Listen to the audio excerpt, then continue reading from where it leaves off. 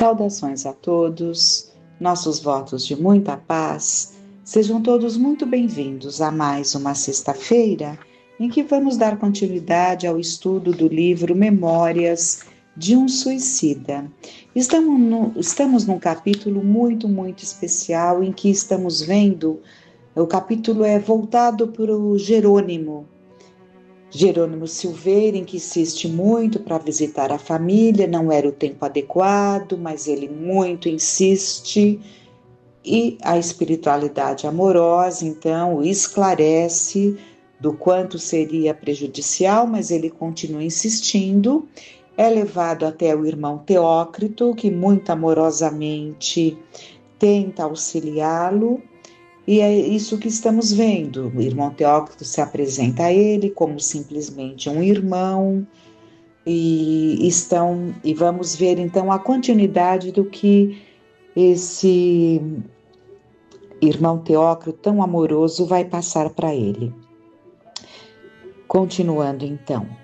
Fez breve pausa, alongando os belos olhos pela amplidão nevoenta em que se divisava através das janelas e prosseguia enternecido. Já falamos, né, desse ambiente com nevoeiro, é pelo padrão vibratório de tristeza, padrão vibratório de desencanto desses que se suicidaram.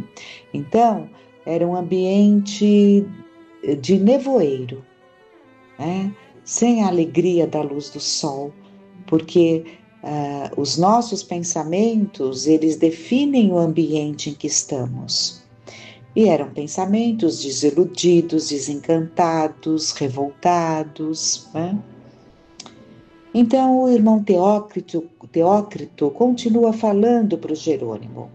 Desejas rever teus filhos, Jerônimo? Ele pergunta. Desejas rever teus filhos, Jerônimo?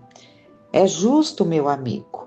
Os filhos são parcelas do nosso ser moral, também cujo amor nos transporta de emoções supremas, mas que não raramente também nos reduz à desolação de percussientes desgostos. Então, ele pergunta, mas já dando a resposta, porque evidentemente que ele sabia que era essa a petição do Jerônimo, né? Mas mostrando que os filhos são grandes alegrias, mas também não raramente podem nos trazer muito desgosto, né? Compreendo tuas ânsias frementes de pai amoroso, pois sei que amaste teus filhos com sinceridade e desprendimento. Sei da fereza das tuas dúvidas atuais. Afastado daqueles entes queridos que lá ficaram no porto, órfãos da tua direção e do teu amparo. Como tu, eu também fui pai e também amei. Jerônimo, é mais do que justo, pois, que eu, validando teus sentimentos afetivos pela termometria dos meus, louve tua aspiração antes de censurá-la, porquanto muito atesta ela em favor dos teus respeitos pela família. Contudo, de modo algum, eu aconselharia a preterires este recinto, onde tão penosamente te reergues, pelas influenciações deletérias dos ambientes terrenos, ainda que apenas por uma hora, ainda que para procurar informes de teus filhos. Então, ele está colocando que ele entende, que ele como pai perfeitamente entende, mas não aconselha, porque a situação do Jerônimo era muito grave, né? Estar em contato com a terra, mesmo por pouco tempo, e informar-se sobre os filhos e ouvir coisas muito difíceis, como, claro que eles já sabiam de antemão, né? Não seria nada conveniente. Então, ele está sendo levado a raciocinar sobre a inconveniência dessa insistência em se afastar ali do Hospital Maria de Nazaré. Senhor, com o devido respeito à vossa autoridade, suplico comiseração. Trata-se de visita rápida, dando-vos eu minha palavra de honra, em como voltarei, pois bem sei que não passo de um prisioneiro. Recalcitrou ainda o antigo impaciente. Esse era o grande problema dele, né? Perdendo-se novamente nas confusões mentais em que se aprazia enredar. Ainda assim, não aprovarei a realização desse desejo no momento, conquanto proclame justo. Sofreis um pouco mais os impulsos do teu caráter. Aliás, sofreia um pouco mais os impulsos do teu caráter, meu Jerônimo. Aprende a dominar emoções, a reter ansiedades, tornando-as em aspirações equilibradas sob a proteção santa da esperança. Lembra-te de que foram tais impulsos desequilibrados, estribados de irresignação, na impaciência e no desconchavo do senso, que te arremessaram à violência do suicídio. Verás sim teus filhos, porém, a teu próprio benefício, peço que concordes em adiar o projeto em mira para daqui a alguns poucos meses. Quando estiveres mais bem preparado para enfrentar as consequências que se precipitaram após teu desordenado gesto. Ele vai ver coisas dolorosas que aconteceram depois que ele abandonou a família. Então, é claro que vai ser uma péssima escolha, né? E o Teócrito continua, vocês vejam, é o respeito ao livre-arbítrio, né? Mas com todas as orientações. Concorda, Jerônimo, em te submeteres ao tratamento conveniente ao teu estado, ao qual teus companheiros se submetem de boa mente, confiando nos servidores leais que a todos vós desejam socorrer com amor e desprendimento.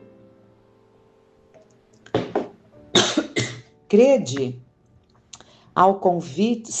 ao convite para a reunião de hoje à noite, porque imensos benefícios dela oferirás. Então haveria um encontro ali à noite muito, muito importante. Eles estavam iniciando, todo o grupo, um tratamento abençoado, como nós já ouvimos referências, não é? E no entanto, mas vamos ouvindo, né? Vamos ver o que vai se dar.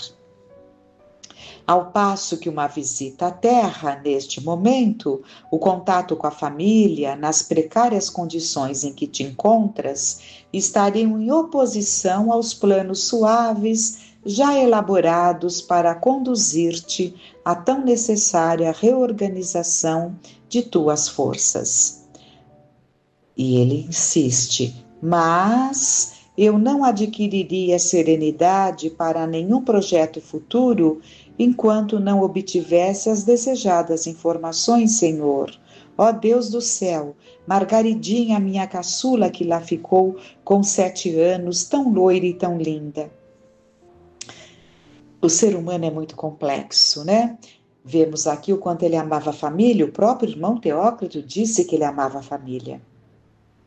Mas vejamos o que é uma desorganização mental nascida de uma ansiedade, de um espírito rebelde que não se resignou à situação ali da falência, né?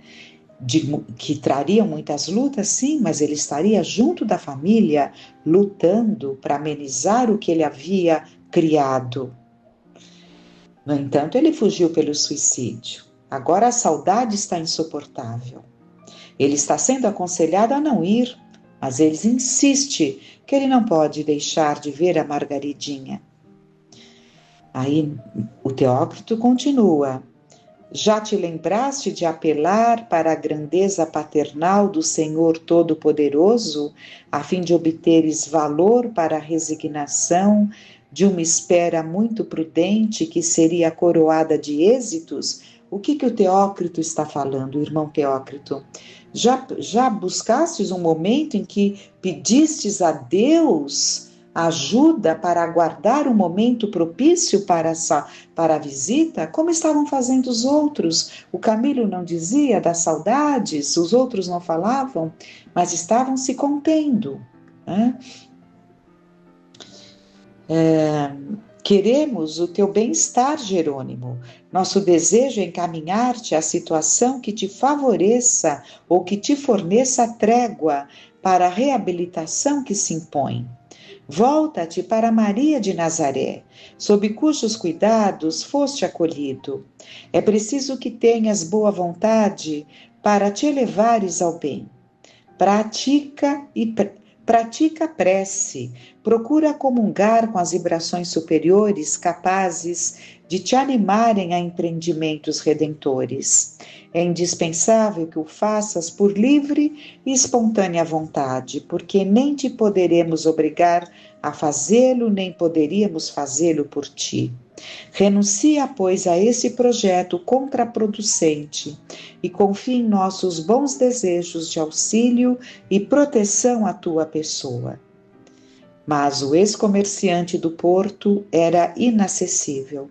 O caráter rebelde e violento, que num assomo de voluntariedade sinistra preferiu a morte a ter de lutar, impondo-se à adversidade até corrigi-la e vencê-la, retorquiu impacientado, não compreendendo a sublime caridade que recebia.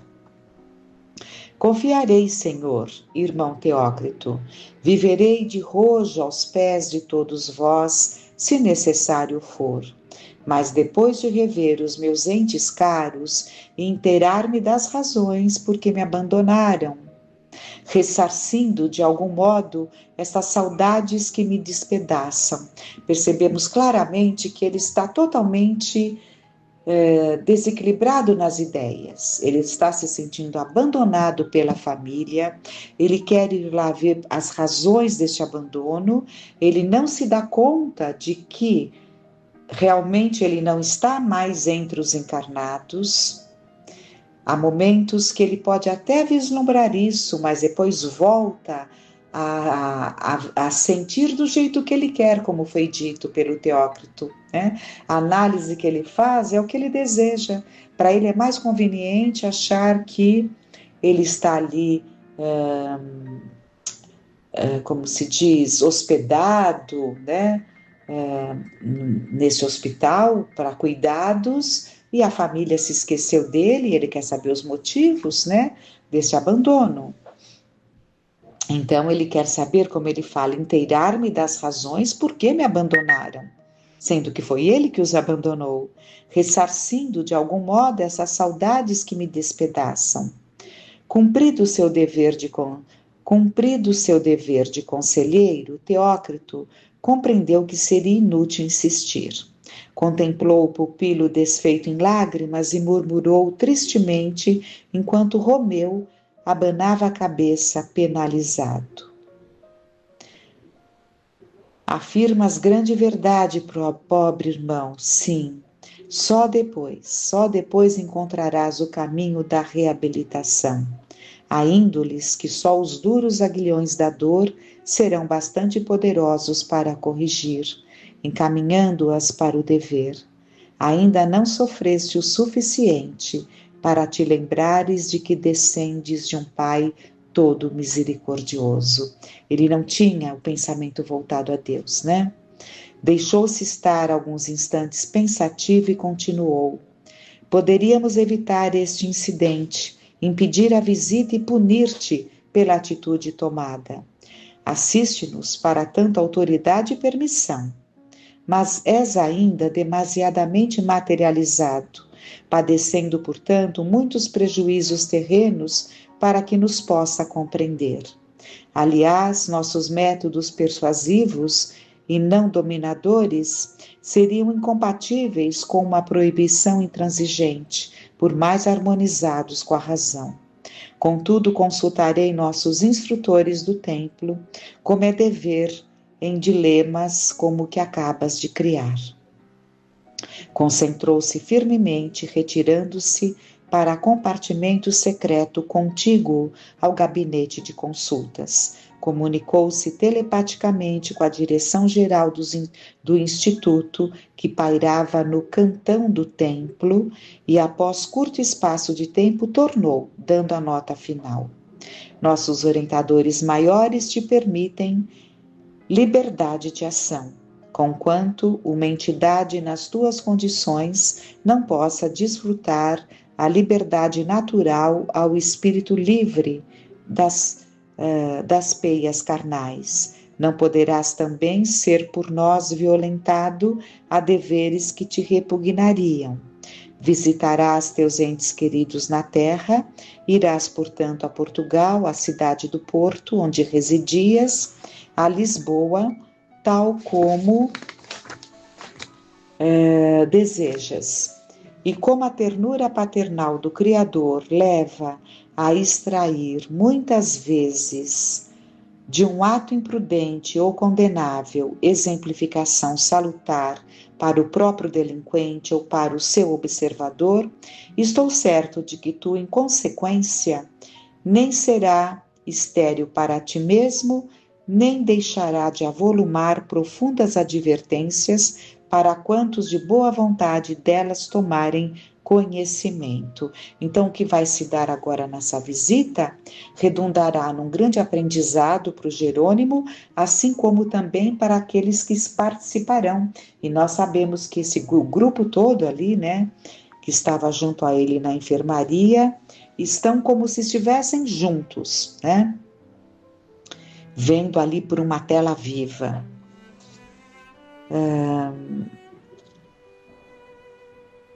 Continuando, atenta, porém, no seguinte, meu caro Jerônimo, é que, deixando de aceitar nossos conselhos e insurgindo-te contra os regulamentos deste instituto, cometerás falta cujas consequências recairão sobre ti mesmo. Essa visita será realizada sob tua exclusiva responsabilidade. Não existe permissão para ela. É o teu livre-arbítrio que a impõe. Se os descontentamentos daí consequentes exorbitarem das tuas capacidades para o sofrimento, dirigirás as queixas contra ti mesmo, porquanto nossos esforços só se aplicam em dulcificar infortúnios e evitá-los quando desnecessários. Por isso mesmo, deixamos de fornecer as desejadas notícias pelos meios de que dispomos, pois a verdade é que não havia necessidade de te afastares daqui a fim de obtê-las.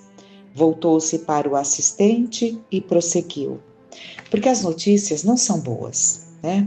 Então, por isso que eles não estão dando ainda, nem deram a nenhum deles, porque eles não estavam em condições ainda de ter notícias. Mas daqui a alguns meses, como disse o Teócrito, ele poderia ter, pelo menos, notícia, não é? Voltou-se para o assistente e prosseguiu. Preparem-no para que siga. Satisfaçam-lhe os caprichos sociais terrenos, porque bem cedo se aborrecerá da terra. Que o deixem agir como deseja. A lição será amarga, mas ensejará mais rápida compreensão e, consequentemente, progresso. Fez-se pausa na sequência da reprodução dos acontecimentos. Surpreendera-nos grande ansiedade, ao passo que censurávamos o companheiro pela displicência com que se portara. Concordáramos em atribuir à má educação de Jerônimo o desrespeito manifesto aos regulamentos da nobre instituição no que fomos aparteados pelos servidores presentes. Certamente, a boa educação social auxilia grandemente a adaptação aos ambientes espirituais. Ela não representa, porém, tudo. Os sentimentos depurados, o estado mental harmonizado, a princípios elevados, as boas qualidades de caráter e de coração, produzindo a boa educação moral, é que formam o elemento primordial para uma prometedora situação no além-túmulo, desde que um suicídio não venha anular tal possibilidade. Não poderiam os diretores desta casa fornecer as notícias solicitadas sem que o enfermo se arriscasse a uma viagem de gravosas consequências para o seu estado geral? Inquiri curioso. Então o Camilo pergunta: não poderia dar as notícias? Sim, se tais notícias concorressem para o bem-estar do paciente. Aliás, em regra geral, convém a entidades, nas vossas condições, absterem-se de quaisquer choques ou emoções que alimentem o estado de excitação em que se encontrem. Notícias da terra jamais confortarão alguns de nós, que pertencemos à espiritualidade. No presente caso, torna-se evidente o desejo da administração da casa de encobrir ao pobre enfermo algo que o ferirá profundamente, sem necessidade. Então, as notícias não vinham porque não estavam nada boas, né? Se submetesse de boa vontade aos regulamentos protetores, a realidade que presenciará dentro em pouco viria ao tempo em que estivesse suficientemente preparado para enfrentá-la, o que evitaria choques grandemente dolorosos. Insubordinando-se, porém, coloca-se em situação melindrosa, razão porque foi ele entregue às próprias inconsequências, as quais farão com violência em torno dele o trabalho educativo que seus conselheiros efetuariam suave e amorosamente. Eis, porém, que voltávamos a observar movimentação na luminosidade do receptor de imagens. E o que então se passou exorbitou tanto de nossa expectativa que passamos a sofrer com o desventurado Jerônimo os dramáticos sucessos com a sua família desenrolados depois de sua morte. Então, em seguida já volta, né? Já volta a observar o movimento. O assistente Romeu providenciou ordens para o departamento de vigilância, ao qual se achavam afetos todos os serviços exteriores da colônia. Olivier de Guzmán, seu diretor zeloso, apelou para a seção de relações exteriores, no sentido de serem fornecidos 2 guias vigilantes de competência comprovada, a fim de acompanharem o visitante à terra, pois não seria admissível abandonar-se aos perigos de tal excursão um pupilo da Legião dos Servos de Maria, ainda inexperiente e fraco. Apresentaram-se Ramiro de Guzmão, no qual reconhecemos o chefe das expedições que visitavam o Vale Sinistro, sob cuja responsabilidade de lá também saíramos, e outro cujo nome ignorávamos, ambos igualmente envergando a já popular indumentária de iniciados orientais. Começávamos a compreender que nesse instituto modelar os postos avançados de mais grave responsabilidade, as tarefas melindrosas que exigissem maior soma de energia, vontade, saber e virtudes, achavam-se a cargo dessas personagens atraentes e belas, em que descortinamos, desde os primeiros dias, altas qualidades morais e intelectuais. Que trabalho difícil, né?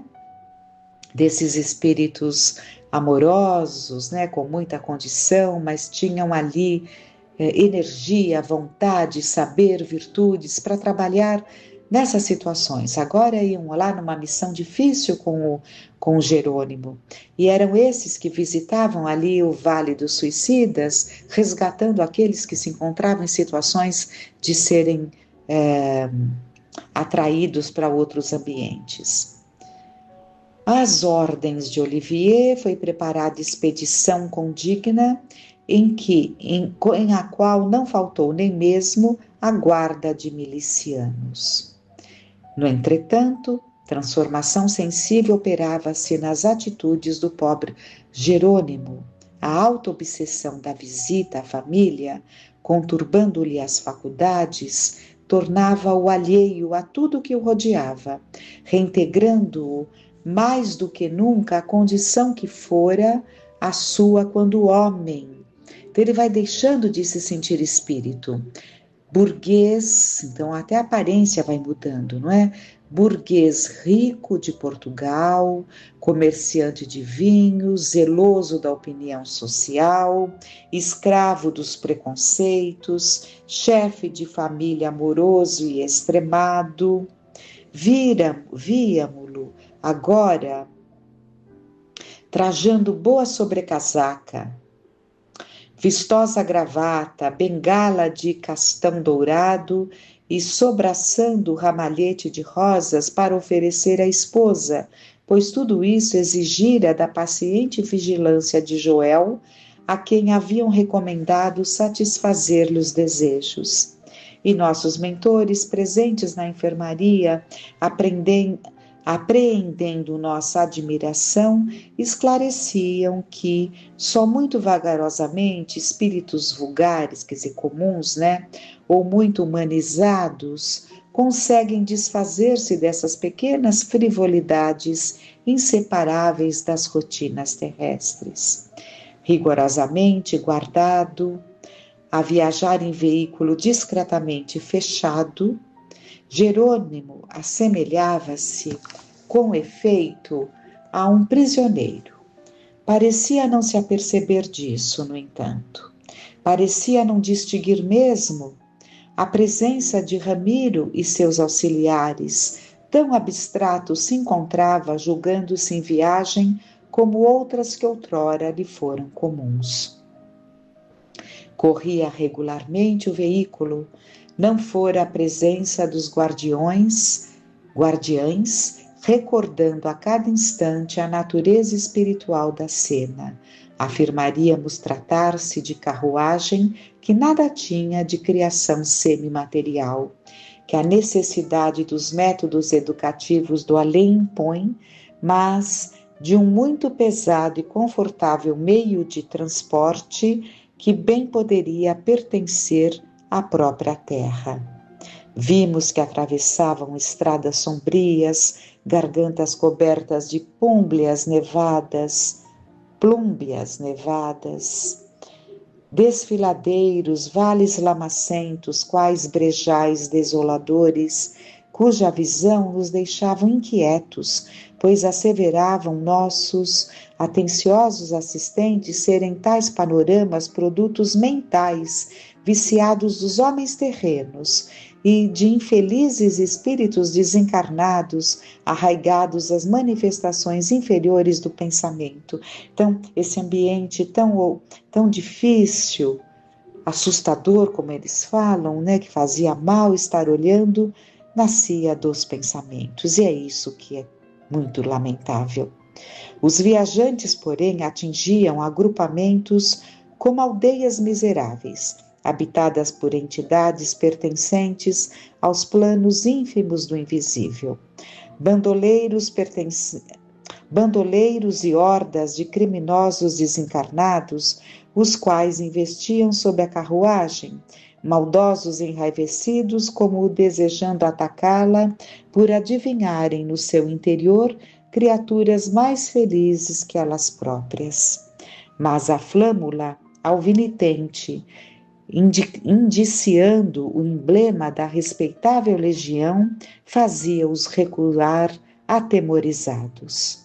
Muitos desses futuros arrependidos e regenerados, pois tendiam todos Então, muitos desses futuros arrependidos e regenerados, pois tendiam todos ao progresso e à reforma moral, por derivarem, como as demais criaturas, do amor de um Criador, todo justiça e bondade, descobriam-se como se homenageassem o nome respeitável evocado pela flâmula, ainda conservando o hábito tão comum na terra do chapéu à cabeça, enquanto outros se afastavam em gritos e lágrimas, proferindo blasfêmias e imprecações, causando-nos pasmo e comiseração.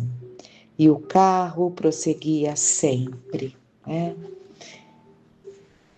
E realmente, quando lá chegarem, Jerônimo se deparará com situações muito dolorosas, como veremos na continuidade do nosso estudo, mas vamos tirando tantas lições, quer saber esperar, quer ouvir aquele que nos orienta. Ele estava diante de um orientador amoroso, de condição muito superior, e, no entanto, deixou-se enseguecer pela obstinação dessa auto-obsessão. Isso é auto-obsessão. Ele se obsediava, né? Com essa ideia resistente, persistente e recorrente. Reflitamos muito, peçamos a Deus e a Jesus por todos os infelizes, por todos os angustiados, pelos que têm ideias de suicídio, por todos os suicidas. Que a paz se faça em cada coração que sente a vontade de caminhar no bem. Que possamos despertar para esse caminho abençoado. Que fiquemos em paz.